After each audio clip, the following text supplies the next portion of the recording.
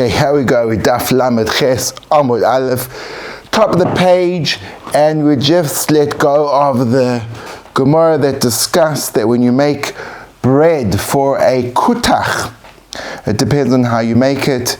If you make it in the form of rolls, so then it is considered chayev in challah. If you make it in the form of planks, so then it's patur, because that's not called bread-like. We're going on back on Rabbi Yosef.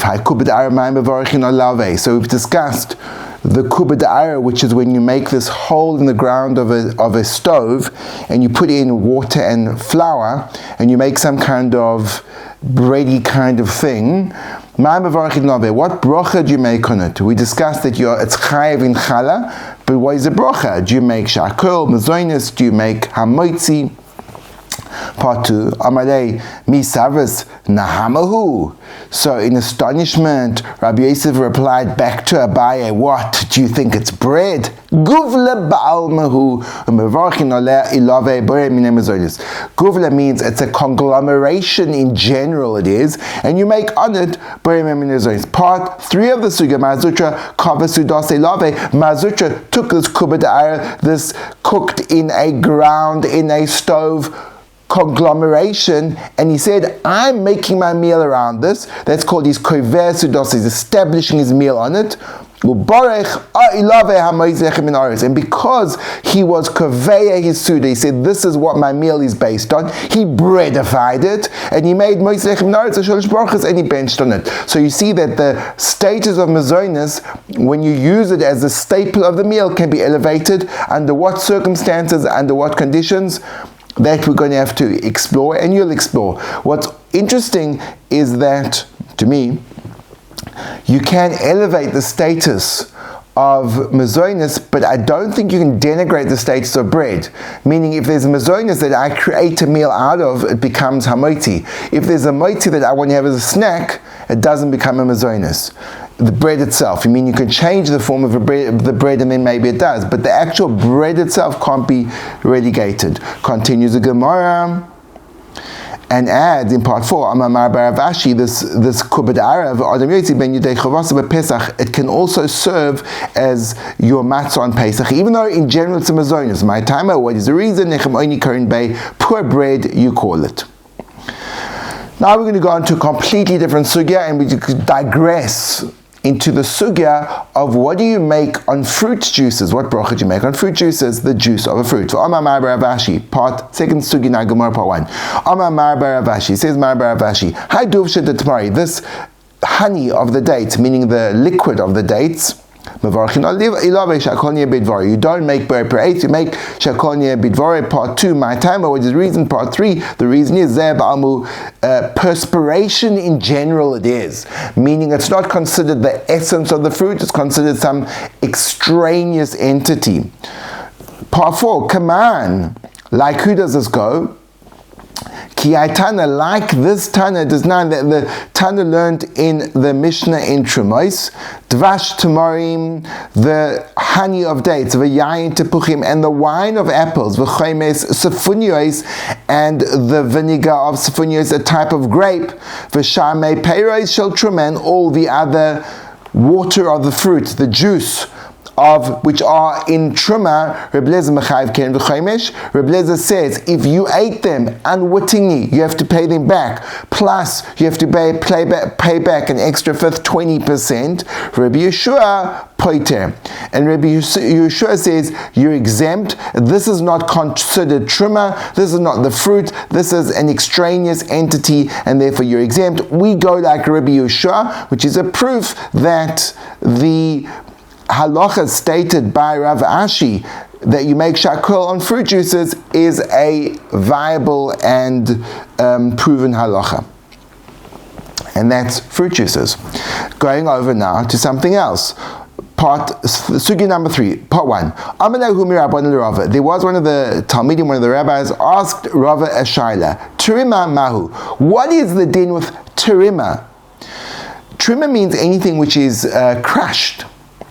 Answers the Gemara on part 2, Loi hava adaita derava, my kamarle. It didn't occur in Rava's mind what he was asking. He didn't chap what the shaila was.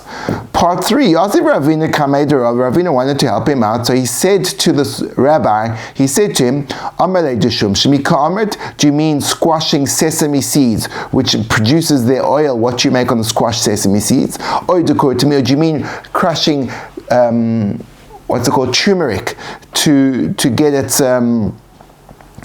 To squash it. It was used also in to mixed in with other things to make liquidy drinks.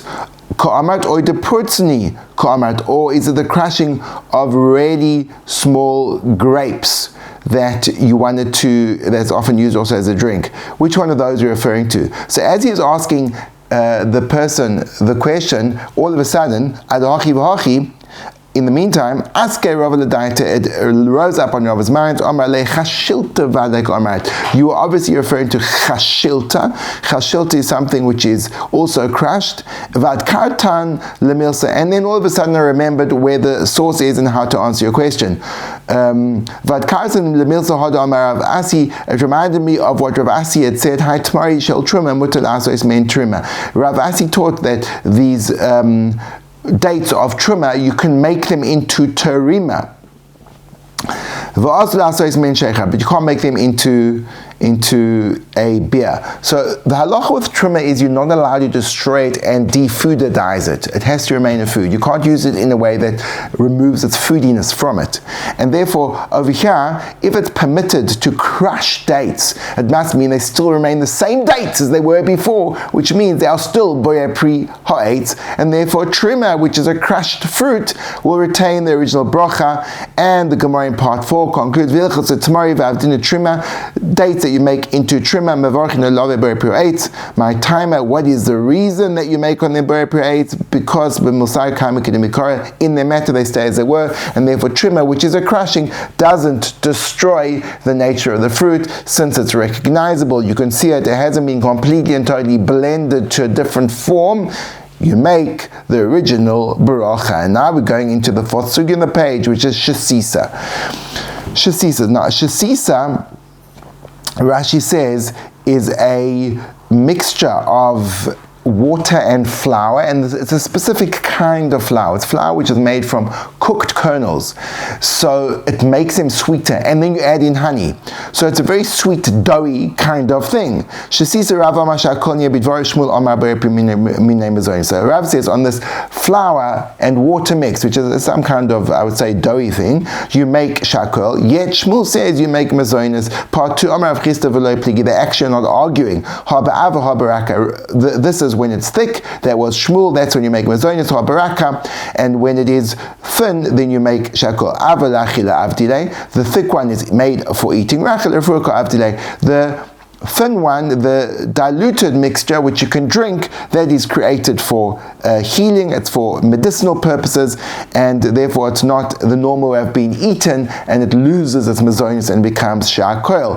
Part 3, Masi Rabbi Yosef. Rabbi Yosef has an attack question based on a brisa, which says, V'shavin, so this is referring to Machlokes Rabbi Yossi and Rebbe. They both agree in regard to the laws of kneading on Shabbos. Kneading means putting flour and water together and making a dough out of it.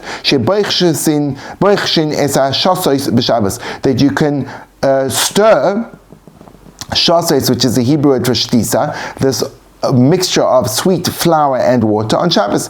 So in other words, it's such a diluted mixture that it's perfectly okay to stir on Shabbos. It's not considered like you're making a thick dough, and therefore there's no problem of losh kneading on Shabbos. And you can also drink this Egyptian beer, which is used as a laxative. That's okay. It's not considered that you're using it as a healing property on Shabbos. The halacha is on Shabbos you're not allowed to use medicines unless under certain circumstances. There was a general decree against using medicine on Shabbos because people generally made medicines by grinding different kinds of natural spices, herbs, and the like, and as a result, the Chachamim were concerned that people would come to grind on Shabbos, so they outlawed all use of medicines. Of course, there are exceptions, and depending on how sick the person is and when and how, which we're not going into right now. But Zisama mystery, if you want to drink Egyptian beer, which is a laxative, that's okay. It's not considered, that's only for medicinal purposes. Nevertheless, it does say that you are allowed to make this thing of shisus, which sits on Shabbos. Now, and if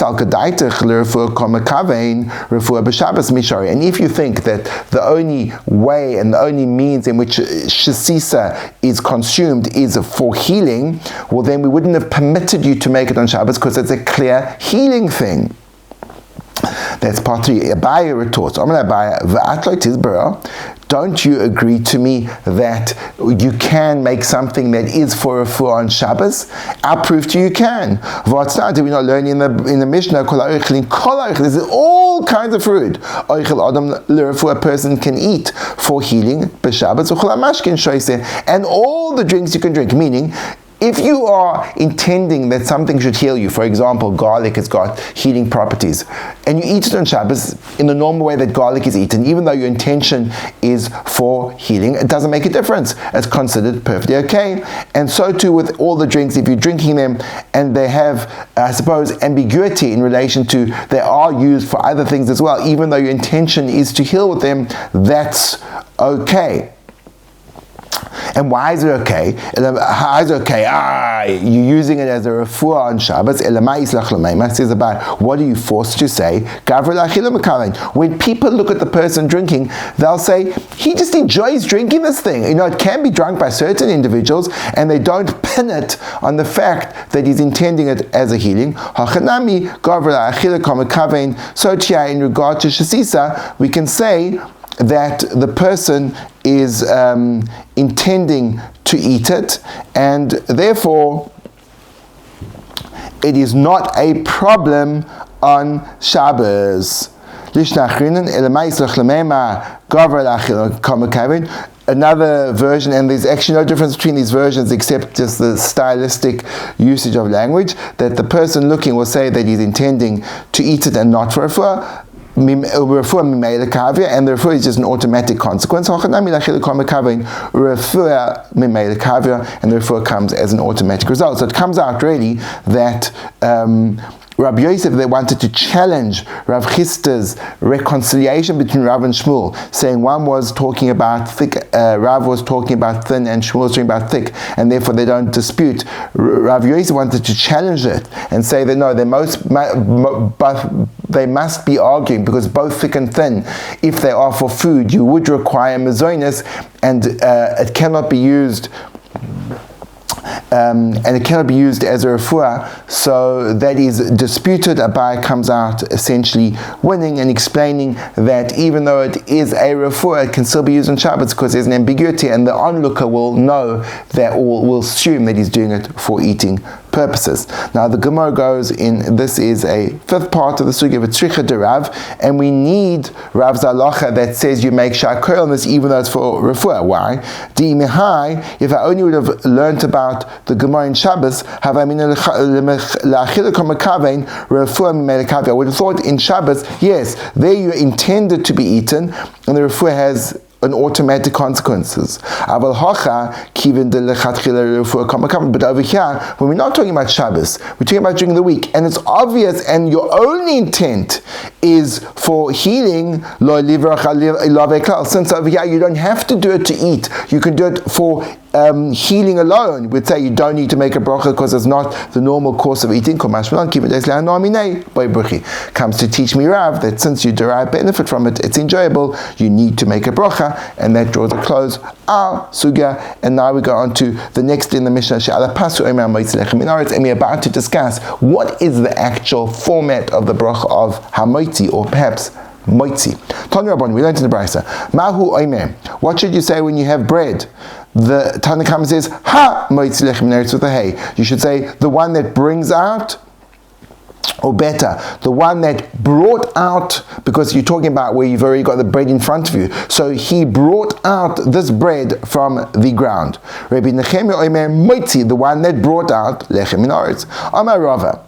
Says Rava, part 2 of our sugya. But moitzi kuli alma lo pligi. When it comes to taking away the hay and using the word moitzi, absolutely everyone agrees. The afik mashma, it means that you already took it out, and he brings a proof. Dichtiv kel moitzi amitzrayim, the God that took them out of Egypt, and this is talking about long after they had left Egypt, so it's obviously in the past tense. Ki pligi ha moitzi. The argument is when it comes to using the hay. Rabbanan savri ha moitzi da afik masha. Rabbanan hold that ha moitzi means you took them out. Dichtiv ha-moitzi l'chamayim mitzur ha-chalamesh, as it says in regard to the well in the desert, that you took in the past tense for them water from this strong stone. Rabbi Nechemia says moitzi means that you will take out. Because this pasuk is when the Jews are already, they're in Egypt, and it says he will take you out of the suffering of Mitzrayim. So we see that hamoiti means the future and not the past, and therefore you cannot use it in the context of bread because you're describing what was and not what will be. V'Rabbanan, part 3 of the sugya, the way you have to read the pasuk in order that it shouldn't imply the future is in the following way. This is what Hashem said to them, Israel, to the Jews.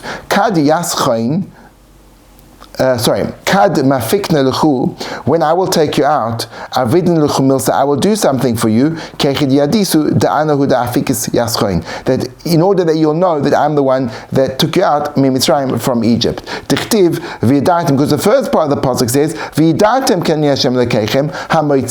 it says, and you should know that I am the Shem, that you God. In other words, what Hashem is saying to the Jewish people, he's discussing the future, but he's discussing that in the future I will speak to you about the past. So what is Hashem saying to the Jewish people? He says, and once I've rescued you, you will know in the future that you will say, I am the Hashem, your God, that took you out of Mitzrayim. That's what you're going to know in the future. So when you're in the future, you'll speak about the Exodus in the past tense, and therefore the pasuk goes like this: and you will know that I'm your God that took you out of Egypt, and therefore Hamoitzi in that pasuk says the Chachamim can be in the past tense, and Hamoitzi is an effective way of making the format of the Bracha and moving into part 4 of the Sugya. Mishtapchin le Rabbanan. The Rabbanan were praising Reb Zera. In front of Reb Zera, they praised who? They praised is Bar Rav Zvid. They praised the son of Rav Zvid. Achvad Reb Shimon Bar Rav Zvid, who was the brother of Reb Shimon, who was also the son of Rav Zvid. And what did they say about him? They told him that he's the Adam Gadol who? He's a great man, Ubaki Brachos. He's an expert in Brachos. Who? Amar Lahem. So Reb Zera was very interested to meet him. He said, when he comes to your hands, bring him to me. One time, he came to Reb Zera. So Reb Zera, in a gesture of welcome, took out a loaf of bread, Pasach v'Amar, and the son of Rav Zid opened up and said, Moitzi. And he used Moitzi without the hay. So Reb Zera was disappointed. This is the man you said he's a great man. And he's great at brachos. Who? It will all be good. Had he said Moitzi, they would have been gewaldig. He would have taught me the reason how to read the verse. And he also would have taught me that the halacha follows the Rabbanan. But by saying Moitzi, he's teaching me nothing. What is he coming to teach me? So therefore, Reb Zera was not impressed. But this man, we think he's a great man, so why did he do that? And the reason why Bar Rav Zvid did this, he didn't want to get himself involved in a machlokes, in a dispute. And the halacha is we do say Hamoitzi lechem in Aretz. Why? The Kamlan Karbanan, we pass like the Rabbanan, the Amar, the Afik Mashma, that they say Hamoitzi means that you took out and not that you will take out. And that draws to a close this wonderful sugya, so powerful, so many crucial halachas of what kind of mixtures you make, what kind of mixtures you make, what bracha on, fruit juices and the like. And of course, the unforgettable nusach of the bracha Hamoitzi.